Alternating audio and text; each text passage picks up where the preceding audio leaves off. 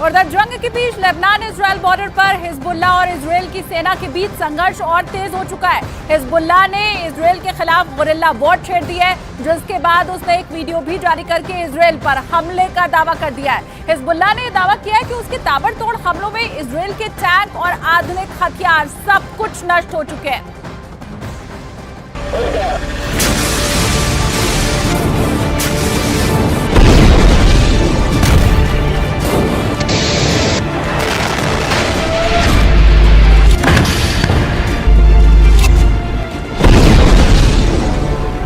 Hezbollah का दावा है कि इजराइल के खिलाफ वो नए और आधुनिक हथियारों का इस्तेमाल कर रहा है। साथ ही उसने गुरिल्ला वॉर का रास्ता भी अपना लिया है। इजराइल ने दावा किया है कि हिजबुल्लाह ने उस पर एंटी टैंक मिसाइलें दागी। ग्रेनेड, रॉकेट से इजराइल की सेना पर बेहद करीब से हमला किया गया, जिसका एक वीडियो भी सामने आया है।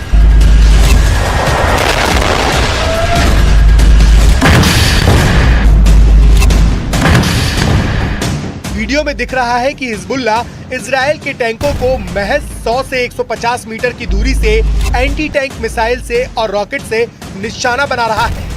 और वीडियो में जिन घातक राइफलों का इस्तेमाल होता दिखाई दिया, वो इजराइल की सेना के पसीने छुड़ाने के लिए काफी है। वीडियो में हमले का तरीका ये साबित करने के लिए काफी है कि इजराइल की सेना को बेहद क्रूर और शातिर लड़ाकों से जंग लड़नी है, वो भी उस समय जब हिजबुल्लाह की तरफ से इजराइल की सेना पर ताबड़तोड़ हमले किए जा रहे हैं।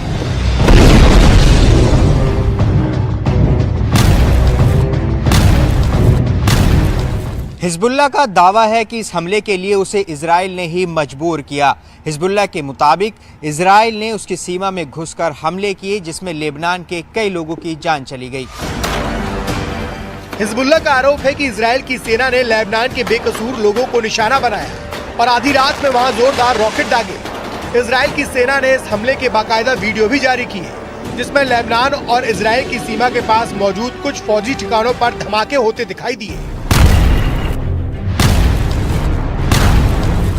इजराइल की सेना के मुताबिक उसने सीमा के पास मौजूद हिजबुल्लाह के ठिकानों पर मिसाइलों से वार किया। इन धमाकों को देखकर ऐसा लगा मानो कोई ज्वालामुखी फट गया हो। इजराइल की सेना के मुताबिक उसने हिजबुल्लाह के अड्डों पर क्लस्टर रॉकेट से वार किया और सीना ठोक के इसकी जिम्मेदारी भी ली। इजराइल की तरफ से जारी किए गए वीडियो में उसकी सेना की टुकड़ी रॉकेट अटैक करती हुई नजर आई। इस दौरान कुछ सैनिकों ने उन रॉकेटों के लॉन्च सेंटर को ट्रैक भी किया, जिसके बाद इजराइल ने दावा किया कि उसकी सेना ने हिजबुल्लाह के कई ठिकानों को पूरी तरह से बर्बाद करने में कामयाबी हासिल की है।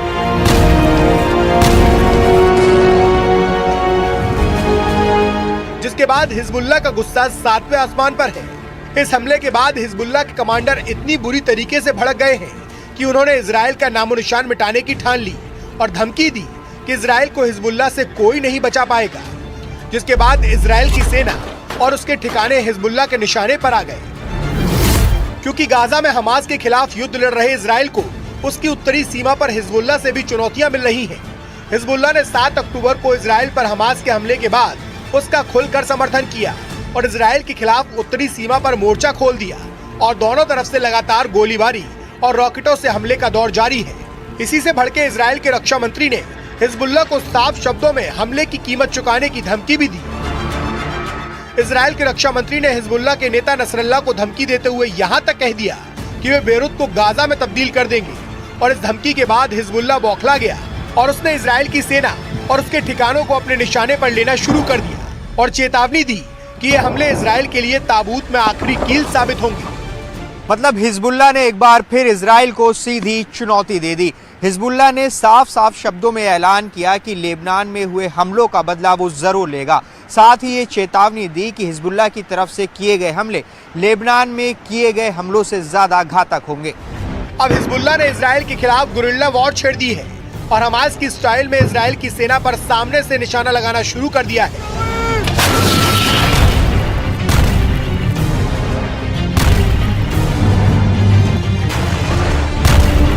इसका मतलब साफ है कि उसने इजराइल के खिलाफ भीषण हमलों की बरसात शुरू कर दी है, जिससे नेतन्याहू की नींद हराम हो जाए।